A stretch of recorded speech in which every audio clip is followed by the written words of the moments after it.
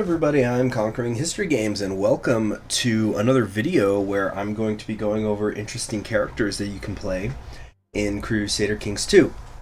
I had this idea, now that the Monarch's Journey things have been coming out, that since they're going to be happening every 2 weeks, is my understanding, is that I could do an interesting character guide for characters at that start date.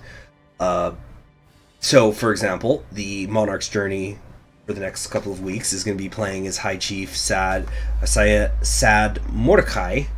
Although I think Mordecai was something they added for the game. As far as I know, he was never called that in real life.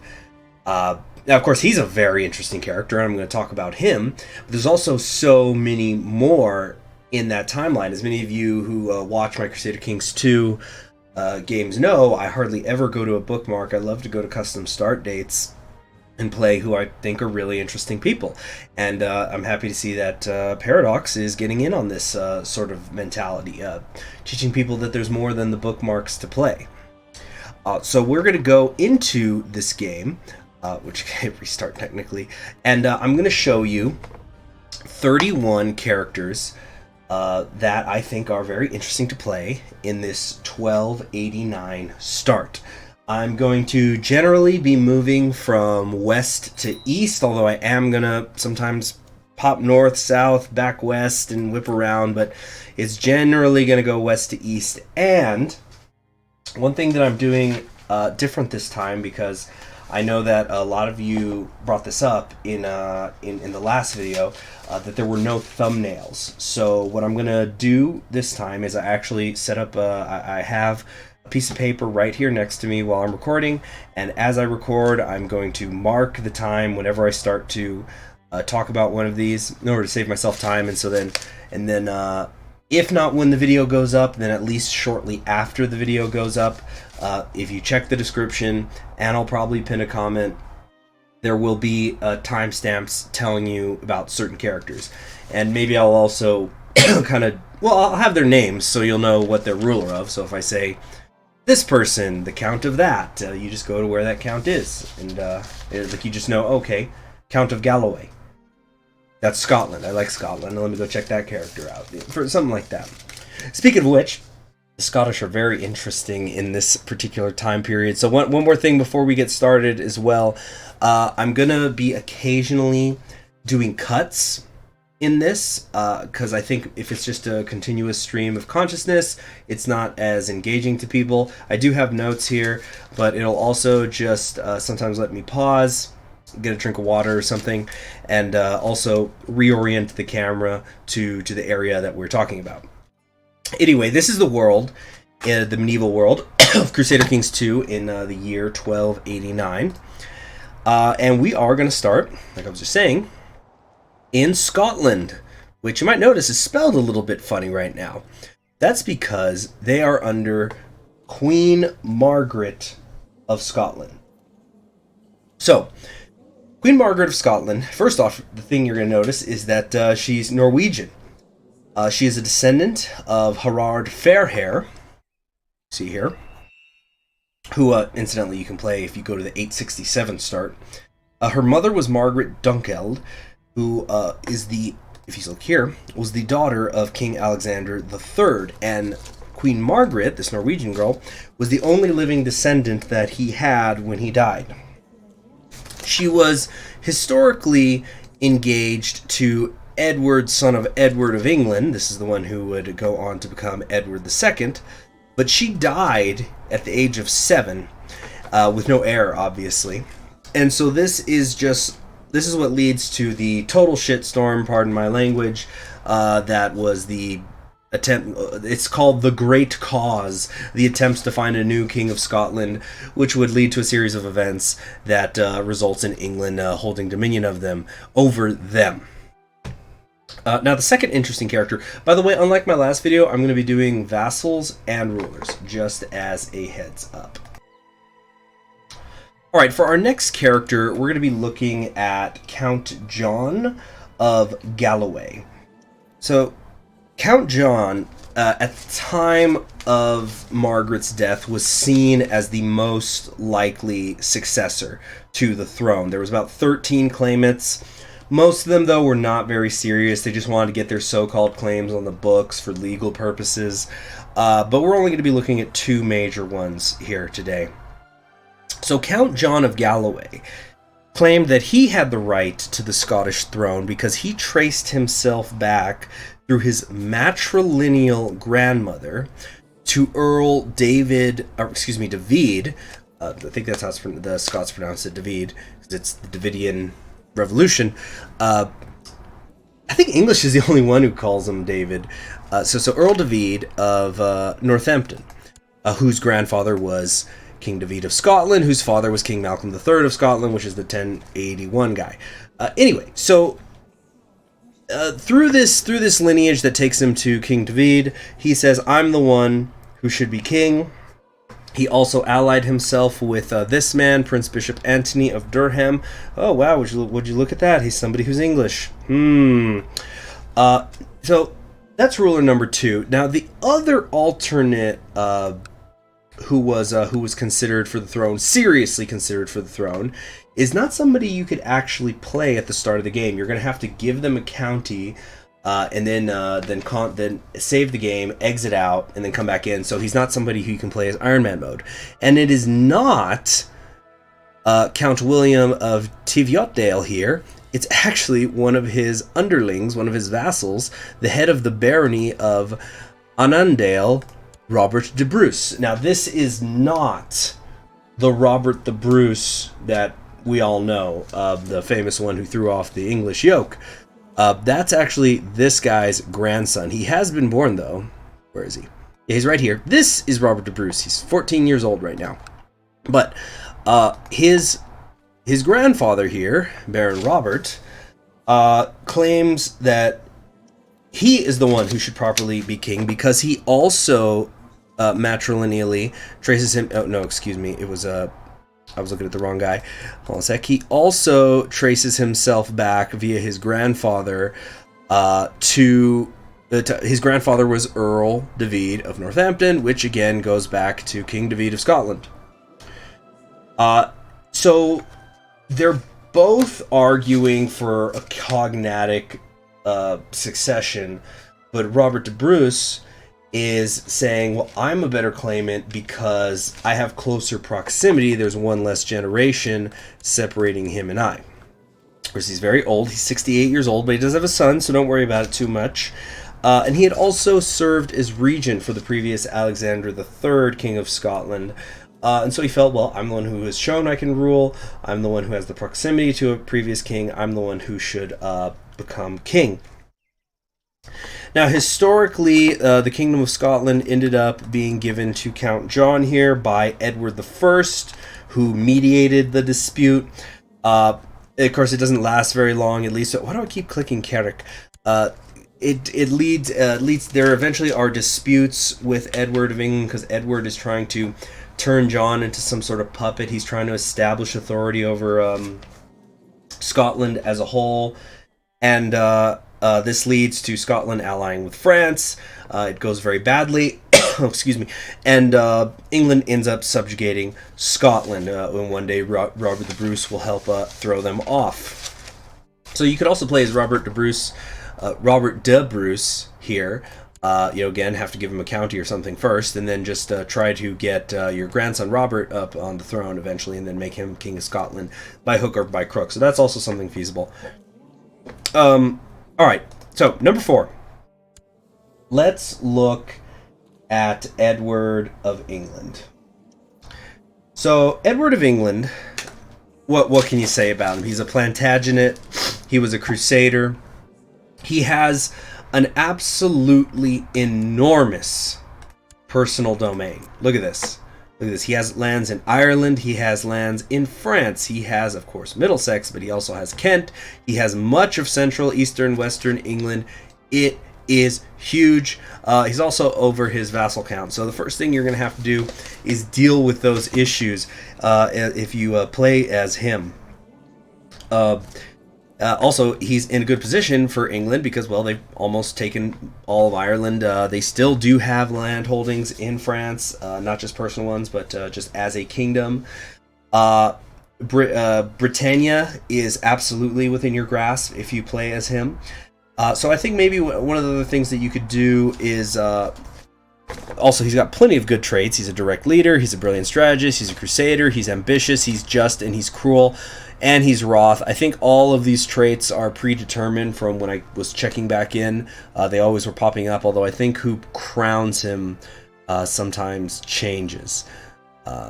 Those modifiers. But you got plenty of good traits, so maybe what you could do is, you can see his oldest 3 sons have already died, is you have Prince Edward here, who historically was the future Edward II of England. Maybe you could try to raise him worth a damn and make him suck a little bit less, or you could just try to have some more children and do better. Incidentally, your wife is Queen Leonor of England, who is Castilian and carries the blood of Alfonso. Alright, so then we're going to be moving on next to number 5. Our number 5 is King Erik II of Norway. He is the father of Margaret of Scotland, as you can see here. So it's relatively easy if you want to unite the 2 kingdoms, if you want to kind of set something up like that. Although, keep in mind, right now, it is your brother, Prince Haakon of Norway, who is your heir. That is historically what happened. Now, you were previously married to Margaret Dunkeld, who was the daughter of Alexander III of Scotland. Lots of intermarriage going on here between Norway and Scotland. But for your second wife, once again, we find ourselves with a connection to Robert the Bruce. Erik would take Robert the de Bruce's, and not de Bruce's, the Bruce's older sister Isabel as his wife. So you could try to do that for funsies. Also, and remember, there's a lot of different difficulty levels here that I'm showing whenever I try to do these character things. You also are half Istred. Your mother was Ingeborg Eriksdotter. So you should totally just conquer Denmark, because if that's not a claim, I don't know what is. Sure, you don't officially get one, but you absolutely do deserve it. And you also carry the blood of Harald Fairhair as well. Okay. Let's get to the person who I'm sure a lot of you have been saying, all right, let's talk about him. Let's talk about Chief Arnfast of Vasterbotten. He is the last Germanic pagan ruler in the world in 1289. But he is an inspiring leader. He's tribal, and he's got plenty of heirs. Excuse me. Reclaim Scandinavia for the old gods! What else do I have to tell you to do? He also is a brilliant strategist, and I think he usually will spawn with Zealous. So that way he's can't really be converted too well. Also, what's that? He starts with Mjolnir. You also have the Environot. What else do I have to say? Everybody's going to be playing this guy. I don't know why people haven't heard of him before. If you haven't, now you know. And you're a better person for it. Okay, let's move on down here into France and look at King Philip of France, except not really. Instead, we're going to be looking at his wife, Duchess/Queen Jeanne of Champagne.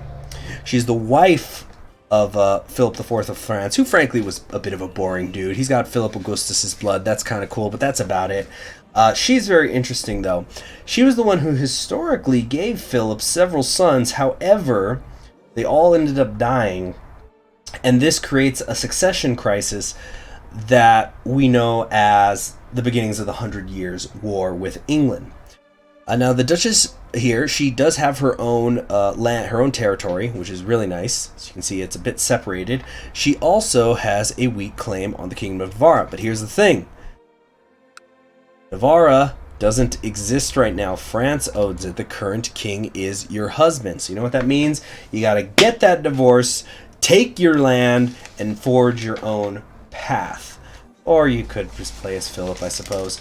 Now, one thing you might want to do, because you are, in fact, only 15 years old, maybe you want to have some kids, get your hands on that blood before you break up. It's not a matrilineal marriage, but you would have it, and then you could work something out. I don't know.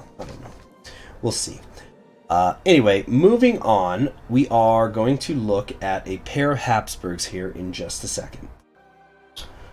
For rulers 8 and 9, it's actually a pair of Habsburgs because you have a couple of options that you could do here. The first one is Count Hartmann of Bern. We're looking at the direct vassal map here, so you can see this is somebody who he's a count of this area of the Holy Roman Empire, directly underneath Kaiser Rudolf. Kaiser Rudolf is also a von Habsburg.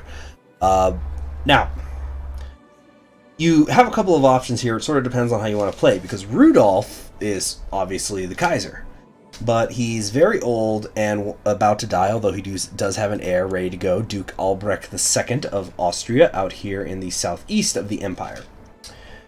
However, Count Hartmann of Bern is just 17 years old and he's unmarried. He also has the blood of Eleanor, the wife of Henry II of England, as you can see right here. So this could be kind of a better game if you want to get busy breeding instead of getting busy blobbing. There is also another von Habsburg in the north. She is attached to Count Diedrich of Cleve, just as a heads up. So you've got Habsburgs in these various corners of the empire. You can probably find out something fun to do with them. Oops, did I accidentally unpause? My bad. Ooh, hopefully nothing changed in that instant. Okay, so we're gonna do another cut here, and then we're gonna be looking at some really interesting interconnections between Aragon, Trinacria, Sicily, Naples, and Hungary. Okay, so now what we're looking at is King Juame of Trinacria. His big brother is King Alphonse III of Aragon. They are both grandchildren, so they both have this bloodline of Juame, the Conqueror of Aragon, which gives you prestige, combat, and Catalan and Occitanian opinion. So it's very good for this section of the world. So while he might look like he is just a one-count guy who's independent, he actually has Sicily, or, Trinacria is just another way of saying Sicily. He starts with a strong claim on Aragon, but you gotta remember that your brother also has a strong claim on you, and they're both very young, so I guess technically this is two rulers that I'm showing, but I think Juame here is a little bit more interesting because he's only got the one county in this area. Alright. Moving east while we speak of Sicily, here is King Charles II of Sicily. Now, very, very interesting character. He's a Frenchman, you will notice, and he also has the blood of Philip Augustus. I've played as Philip Augustus, by the way. You definitely should go check that campaign out. It's fantastic. He is a grandson of Louis the Lion of France here. And as such, he holds lands in France. You probably noticed that earlier when we were looking at them. Not just in France, but in other areas. But for example, he has the Duchy of Anjou. He has these areas in southeast France. What's this called? This duchy is... whoops, that's the wrong... I'm looking at the wrong person. Not Anjou. He has Provence. That's it. He has Provence. He has areas in Greece as well. Mostly thanks to his father. But King Charles II here, historically also known as Charles the Lame, recently became independent from Aragon. So what I'm saying is that you should, first off, totally take Sicily back. Your name is Sicily, you don't own Sicily, it's embarrassing. You also should take Aragon, because, time for them to feel what it's like to live under your boot. And you know what, while you're at it, how about you take France too? And, oh yeah, that's right, you have land in Greece. Form the Kingdom of Greece. Maybe Epirus too, to be safe. Could be a very interesting character. He's only 35 years old. He's got, the foot of a saint, so clearly he's blessed. The blood of Philip the Great, so he's got that personal combat skill.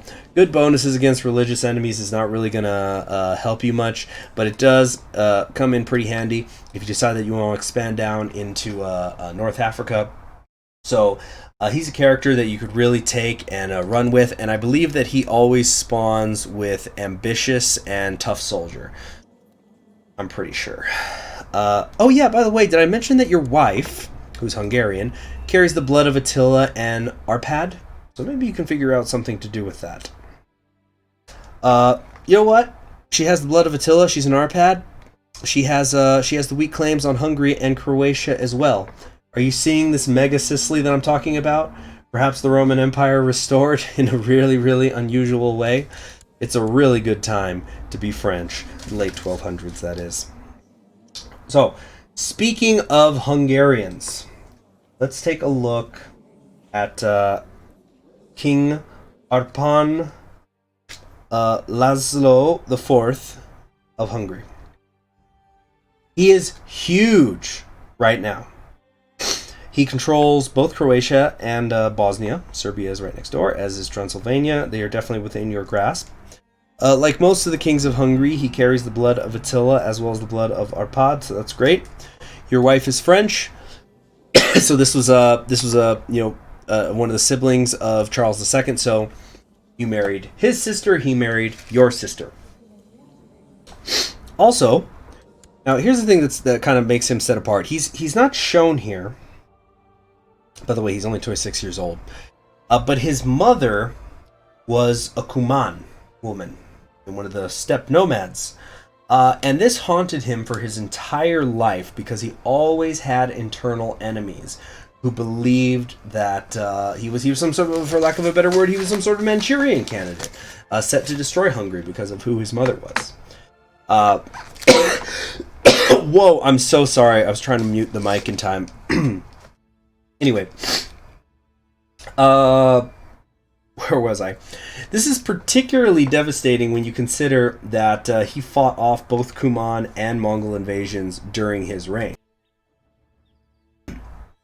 And then he was eventually killed by Cuman assassins in 1290. So there's a couple of different ways that you can play him. The wife does have a weak claim on the Kingdom of Sicily that will be inherited by the successor, as well as a weak claim on the Duchy of Provence that again can be inherited by the successor.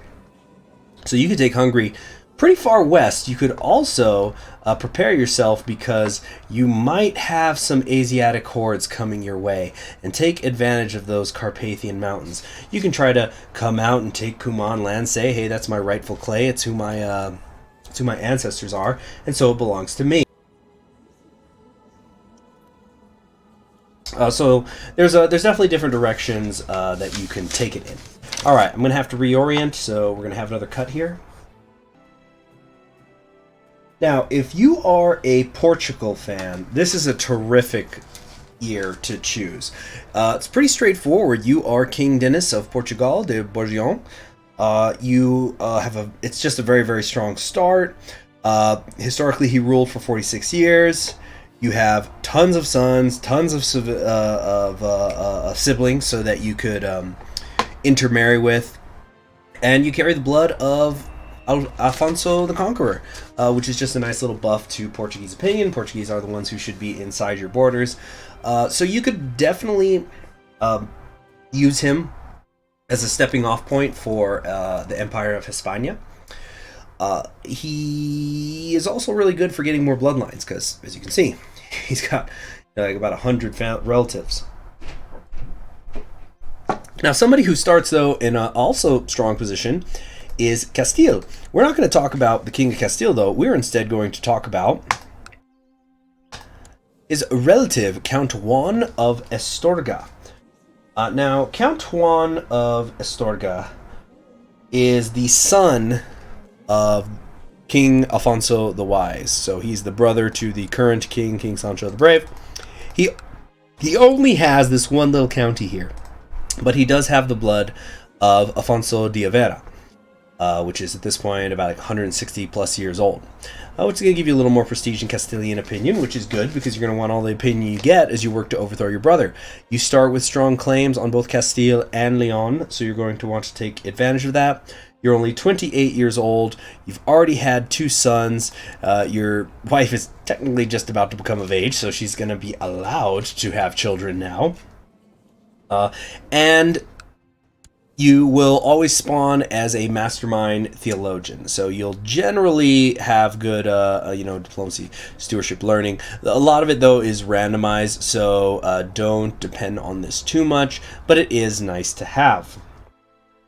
Alright, so now we're going to be taking a trip down south over here to Sultan Jacob of the Marnid Sultanate. Now, these borders here that you see between the Christian kingdoms and the Muslims, this was sort of how things were for about 200 years prior to the Reconquest. Pretty continuous, where you had Fernando that pushed them so far south, and then this sort of became a status quo, even though there were sides constantly trying to break it.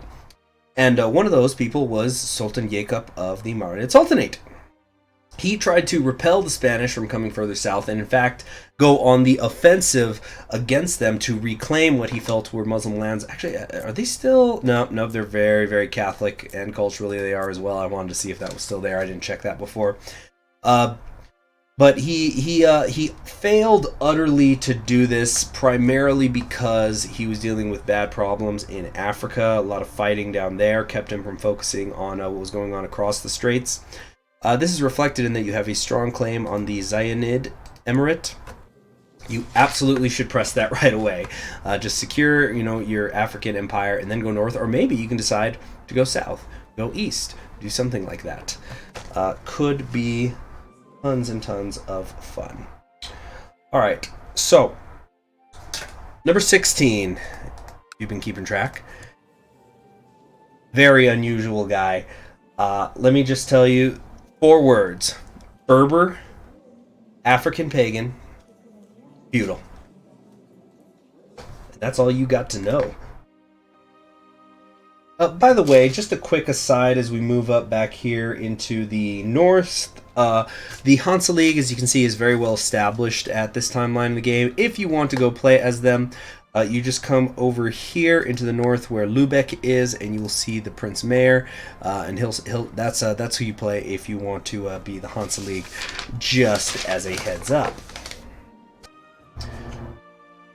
All right, as we're now in the Eastern Mediterranean, we have another pairing of interesting characters here. That would be Despot Nikephoros of Epirus and Basilius Andronikos II of Byzantium. Now, this is a little bit after Basilius Andronikos' father, Basilius Michael VIII, has retaken Constantinople on behalf of the Byzantine Empire, has reestablished the true Byzantine Empire, so to speak. Now, Basilius Michael and Despot Michael II of Epirus had fought each other for many years. They were they hated each other, and you are playing as their sons, one of their sons, be it Nikephoros or Andronikos. So you can choose to either ally with one another. Somebody needs to vassalize somebody else, or you can fight. Whatever you do, remember, the hordes are coming. Now at number 20, we find the hero, so to speak, of this monarch's journey, High Chief Saad Mordechai of the al-Damal. So we're in the direct vassal view once again, because if we know we're just in the regular view here, yeah, that's what it's going to look like. It's not very pretty, or at least very hard to tell who's who. So he's a secret Jew. That's the first thing you should notice. So there's a lot of interest there. Now publicly you are Muslim. So historically, Saad was the Grand Vizier to Argun Khan, who is over here. And I'm going to talk about him in a minute. He was definitely recorded as a very capable administrator. However, he made a lot of enemies, mostly people who were corrupt, a lot of Mongols, a lot of Muslims. Now you got to understand that Argun himself, he was a Buddhist. He didn't care. In fact, I think Argun here is the one who he had a quote. It was something like, because he was explaining why He didn't have a problem with people of other religions because he said all religions of the world are like the fingers on a hand, but Buddhism is the palm. So he went, I'm Buddhist, everybody's just, I'm the best, so it's fine. I don't really care. It's all from me. It's all branching from me. So Saad was killed in 1291 by his enemies. Of course, one of your goals should be that try to outlast that. Though Paradox came up with some pretty good goals too, other than just keep breathing for 2 years. All right. Speaking of the Ilkhanate here, so we have Khagan Argun of the Ilkhanate. First thing you probably notice is that he's very friendly to pretty much all religions. He's Christians, Muslims, Mazdan, Jewish, pagan. He's good to go, and I think he's always just and ambitious as well, and a mastermind theologian. So as you see, he's just got fantastic stats here. He is a descendant of Genghis Khan, so he's got that going for him. He's a Mongol, as I was talking about earlier. He is a Buddhist as well. He is the suzerain of Armenia, which we have to go back to this view here. So he's the, dang it. Yeah, of Armenia here. So he's already kind of creeping his way west, and he is feudal. So with him, you can basically just go wherever you want. Historically, he fought the Mamluks and tried to ally the Pope. You tried to squeeze them in between, but it's whatever you want to do. I just remembered a character that I think I did not even write down here. So I'm just going to real quick put that on my notes, and then we're going to reorient in a second. Now, for number 22, we have High Chief Bayudu of Bosra. Once again, blood of Temujin, descended from King Genghis Khan. He is also friendly to basically everybody, but the thing that makes him a bit different is that he is Nestorian. Even though I don't think there's a single county anywhere. Oh no, yeah, there's a couple still here in Iraq, but you don't have that yourself. So he's another person who could be interesting. Being a Nestorian Mongol, you're a couple layers deep down. You have the Ilkhanate as your liege, and of course Juan is over you all, but could be some potential there for creating carving out some sort of Nestorian Persian empire or something. You of course are very close to I'm not even selecting him. You are very close to a lot of the holy sites and things like that, so you can get your moral authority up in a jiffy because you start at just 21.8. All right, next up, just coming up here to the north, we're going to be taking a look at High Chief Yezdigerd of the Bavanid High Chiefdom. He's a Sunni, not a Sunni. He is a Shia. He is a Shia Muslim, but look at his bloodline. He is of the blood of Sassanid, founder of the Sassanid dynasty that was over 1,000 years prior. So, you know what that means? That means that you need to go down here to Tabaristan. You gotta go and talk to Taish Pujman of Radmen, the last Zoroastrian in the world. Much like the other guy was the last Germanic guy in the world. And get busy converting, and then get busy dying. If you don't want to do it that way, there are also some Zoroastrian counties very close to you. Some more down here, some more down here. So it's whatever you want to do, but could be really, really interesting because again, if we look at the direct vassal, not a very strong start at all. Definitely a higher difficulty one that we're examining here. All right, now we're going to take a trip to the north here, over to the Golden Horde, and we're going to look at Khagan Talubuga of the Golden Horde. Now, the Golden Horde, I know it just says right here, but it's actually a huge area that they cover here, going very, very far west, into Europe, actually. So this is your traditional nomadic Tengri Mongol. He was among the last Mongols to attack into Europe, though those damn Carpathian Mountains were quite a problem. And he you can also start by pressing his strong claim on the High Chiefdom of Crimea, just so you can start taking these little areas here. And he's also another spawn of Genghis. Alright, so we got to reorient again. Coming in at number 25, we have Hadash Kwakwabad of the Balban Khaganate, who I should inform you is going to be incapable when you start, even though he's only 19 years old. He does have a child, though, so don't worry about it. You'll get over it. Or you might be stuck as incapable for 50 years. Who knows? Who knows these things? So he is, obviously we're over here in India now. He has, this Khaganate is essentially, it is the Empire of Rajasthan. And he starts with a 52 domain size in his personal domain. That presents an opportunity. Because it's a really good position to start in for the Great Indian Sultanate. You can give that all over to Muslims. There's only, you kind of have here in the Sind a pretty strong Muslim group, but for the most part, it's the Eastern religions that are in control here. But if you're doing the Great Indian Sultanate, he's definitely not the worst character to try it with. Now, we're actually going to go back to the religious mode here, so you can get a look at what India looks like at this moment. The thing that I really want to point out to you here is that the Buddhist rulers are gone. The Buddhists, at the county level, it is extending down. If I click on any of these counties, you see Buddhist, Buddhist, Buddhist, Buddhist, Buddhist, Buddhist. But if you start to look at the rulers, they're not Buddhist anymore. They're Hindu, and you even have here Sultan Bugra of Bengal, who is our number 26, by the way. Bugra of Bengal is a Muslim in the traditionally Buddhist area of the country. He also, incidentally, has a claim on the Balban Khaganate, so if you like an underdog fight, could be pretty interesting.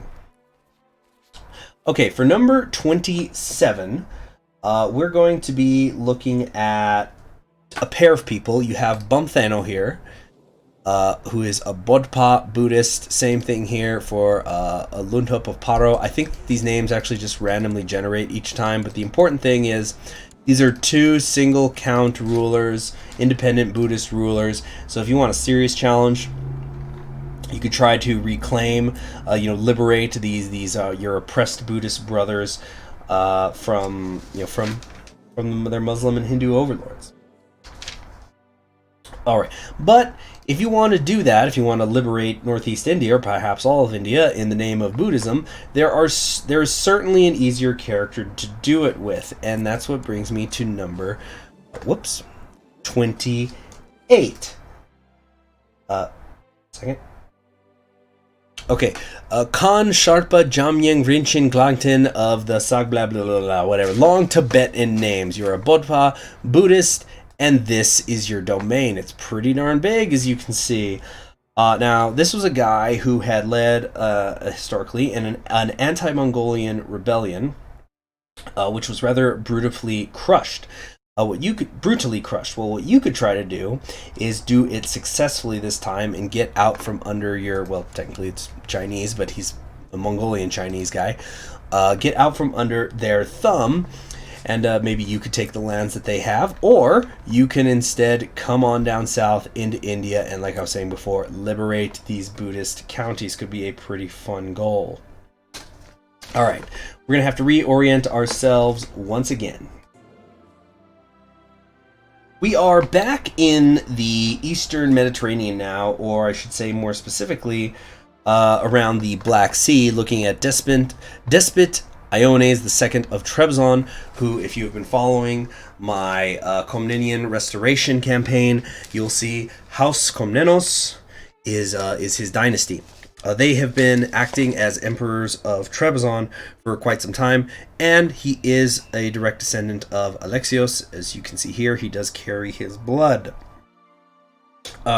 He is also married to Princess Eudokia of the Byzantine Empire, who was the daughter of Basilius Michael VIII, who, as I mentioned earlier, was the one who had captured Constantinople to basically restore, in a way, the Byzantine Empire and drive away the Latins.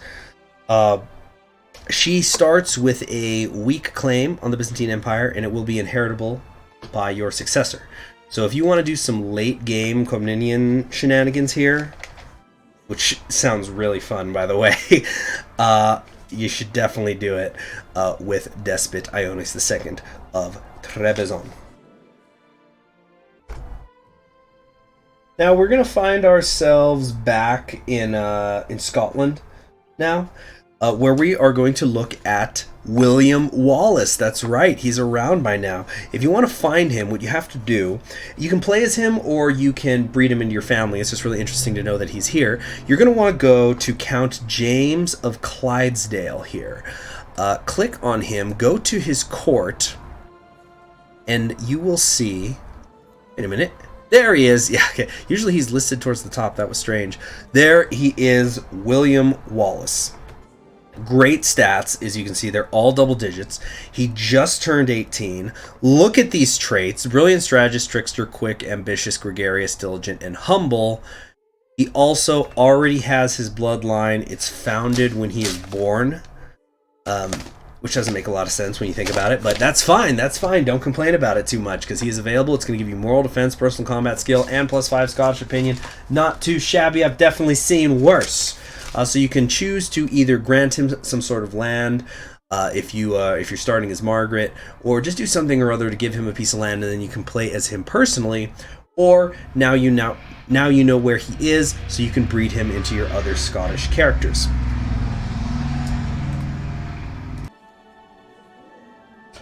Next up, we have another character with some cool bloodlines in him. It's High Chief Dimitri of Vladimir, and you'll probably already know what one of his bloodlines is just from looking at his dynastic shield. I'm again looking at the direct vassal view because otherwise he is just lost in the big Juan. But as you can see here, he is pretty into central Russia, modern day European Russia.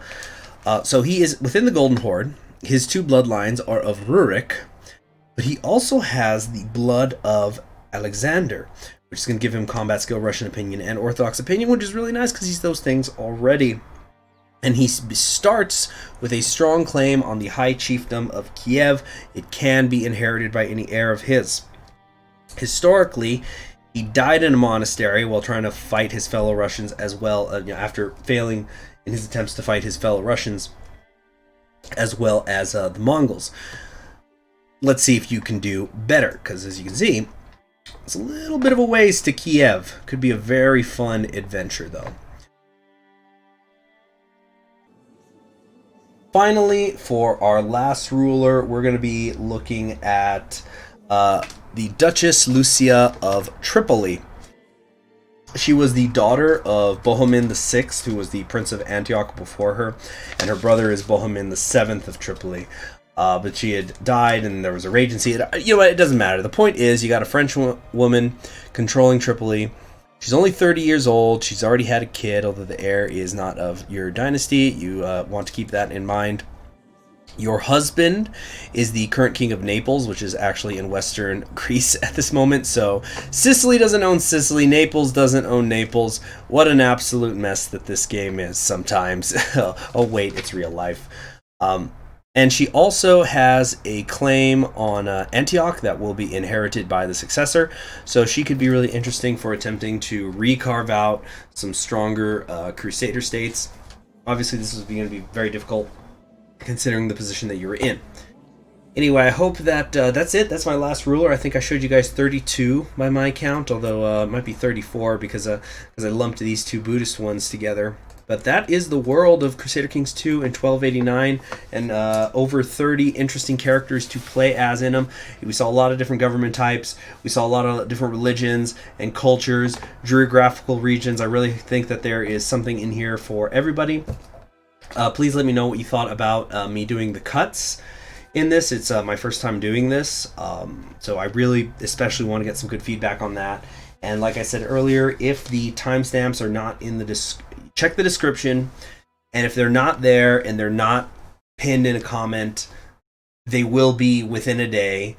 Because I pre-record my videos sometimes ahead of time, so it's, a decent amount of time ahead of time, so I might have forgotten to just copy and paste it over. But if there was any awkward pauses, it's because I was writing down the times as I went. Just let me know how that goes. And if there's anything I could do to improve these videos where I'm showing you interesting characters, because there's just so much playable potential, and people don't know it, and they don't know about these people and their real life versions. And it's a game with infinite possibilities, pretty much infinite possibilities. And I want to share that. So, just let me know anything I can do to make these videos better, including suggesting anybody that you think that I missed in this bookmark. I'm really glad we didn't lose anybody in those 9 days that I accidentally unpaused. Thanks for joining me. I'm Conquering History Games, and you please be sure to subscribe and click that bell so you know about the next time I put up a video like this. Have a wonderful day. I'll see you around.